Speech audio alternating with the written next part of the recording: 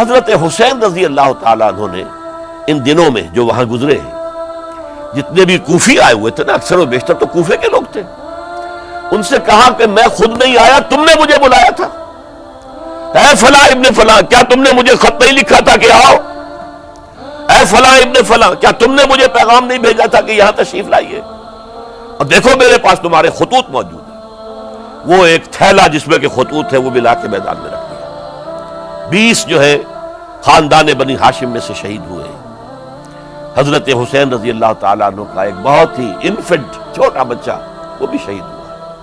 باقی سب مرد، تمام مرد، سوائے ایک حضرت حسین کے بیٹے حضرت علی بن حسین زین العابدین کہلائے بعد میں، وہ بیمار تھے، وہ جنگ میں حصہ نہیں لے سکتے تھے، وہ بچ گئے صرف۔ یہ ہے 10 محرم الحرام اور سن 61 ہجری میں حضور کے نواسے، اور جن کے بارے میں حضور نے فرمایا سیدہ شباب اہل الجنہ، حضرت حسین شہید کر دیے گئے۔ کوفہ چونکہ حضرت حسین کے پاس پیغام آ رہے تھے کوفے سے، چونکہ کوفے کو حضرت علی نے دار الخلافہ بنا لیا تھا، اور وہاں سمجھا جاتا تھا کہ حضرت علی کے ہمدرد اور حضرت شیعان علی جنہیں ہم کہیں، ان کے ساتھی ہم خیال یہ لوگ ہیں کثرت کے ساتھ، اور وہاں سے اب خطوط کا تانتا شروع ہو گیا، آپ یہاں آئیے، ہم بےتاب ہیں، آپ کا استقبال کریں گے، آپ کے ہاتھ پر بیعت کریں گے، تاکہ یہ جو قیصر و کسریٰ کی سنت شروع ہو رہی ہے اس کو روکا جا سکے۔ وہ تانتا بنا ہوا ہے خطوط کا۔ تو حضرت حسین رضی اللہ تعالیٰ عنہ نے فیصلہ کر لیا کہ میں کوفے جاؤں گا۔ حضرت زبیر روکتے رہ گئے کہ نہیں، کوفیوں پر اعتماد نہ کیجیے، یہ زبانی کلامی ساتھ دیتے ہیں، جب ڈنڈا چلتا ہے تو پھر یہ ہٹ جاتے ہیں میدان سے۔ اور حضرت حسین رضی اللہ تعالیٰ عنہ بامروت انسان، شریف النفس انسان، کیسے ممکن تھا غیرت مند غیور انسان وہ کیسے ان کی بات کو رد کر دیتا؟ لہذا اچھا چلو چلتے ہیں کوفے کی طرف۔ آگے بڑھتے چلے گئے، کربلا میں پہنچ گئے، جو کچھ وہاں ہوا ہے پھر آپ کو معلوم ہے۔ اس میں یہ بات ہے، پہلے 1000 کا لشکر بھیجا تھا عبید اللہ ابن زیاد نے، اس پر حضرت حسین رضی اللہ تعالیٰ عنہ نے جو باتیں کہیں وہ کچھ اثر انداز ہو گئی۔ ان کا افسر جو تھا حر بن یزید تمیمی، وہ بعد میں حضرت حسین کا حامی ہو گیا، اور حضرت حسین کے ساتھ ہی اس کو بھی شہادت نصیب ہوئی۔ پھر دوسرے کو بھیجا عمرو بن سعد۔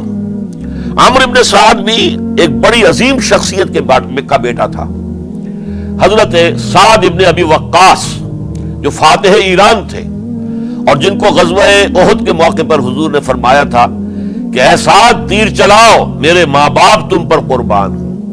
جبکہ احد میں گھیراؤ کر لیا تھا حضور کا، اور کفار قتل کرنے کے لیے ہجوم کر رہے تھے، اور کچھ حضرات تیر چلا چلا کے انہیں پھینک رہے تھے، دور جو ہے ہٹا رہے تھے، ان میں سے حضرت سعد ابن ابی وقاص بھی تھے۔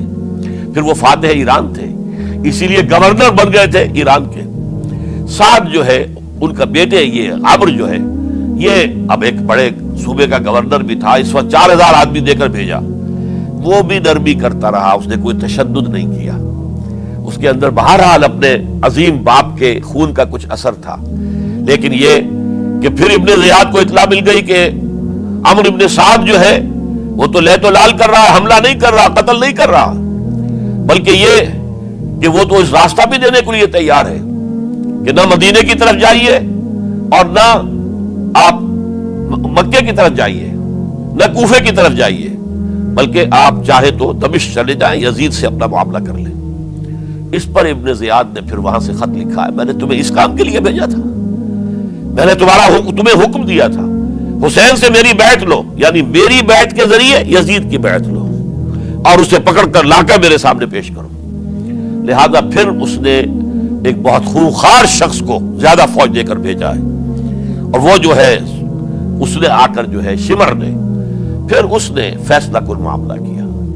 حضرت حسین رضی اللہ تعالیٰ عنہ نے ان دنوں میں جو وہاں گزرے ہیں، جتنے بھی کوفی آئے ہوئے تھے نا، اکثر و بیشتر تو کوفے کے لوگ تھے، ان سے کہا کہ میں خود نہیں آیا، تم نے مجھے بلایا تھا، اے فلاں ابن فلاں کیا تم نے مجھے خط نہیں لکھا تھا کہ آؤ؟ اے فلاں ابن فلاں کیا تم نے مجھے پیغام نہیں بھیجا تھا کہ یہاں تشریف لائیے؟ اور دیکھو میرے پاس تمہارے خطوط موجود ہیں. وہ ایک تھیلا جس میں کہ خطوط ہے وہ بھی لا کے میدان میں رکھ دیا. یہ حضرت حسین رضی اللہ تعالیٰ عنہ کی شرافت اور اپنی صاف دلی.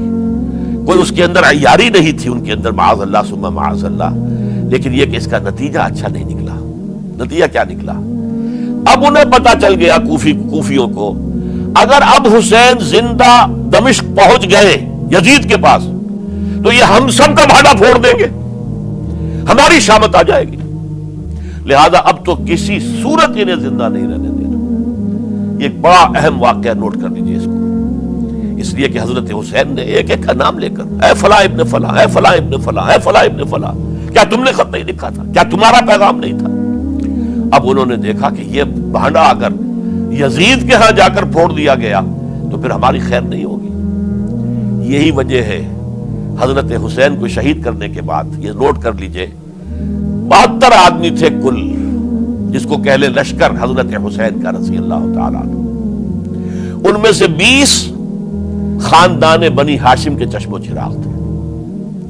وہ بڑی بہادری سے لڑے، بڑی بہادری سے لڑے، ایک ایک نے لڑ کر جان دی ہے. بہت سو کو مارا ہے.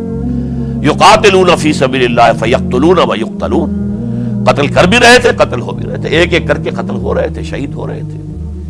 20 جو ہے خاندان بنی ہاشم میں سے شہید ہوئے. حضرت حسین رضی اللہ تعالیٰ عنہ کا ایک بہت ہی انفنٹ چھوٹا بچہ وہ بھی شہید ہوا ہے. باقی سب مرد، تمام مرد، سوائے ایک حضرت حسین کے بیٹے حضرت علی بن حسین زین العابدین کہلائے بعد میں. وہ بیمار تھے، وہ جنگ میں حصہ نہیں لے سکتے تھے، وہ بچ گئے صرف. اچھا، حضرت حسین شہید ہو گئے. یہ ہے 10 محرم الحرام سن 61 ہجری. کیا مطلب ہے؟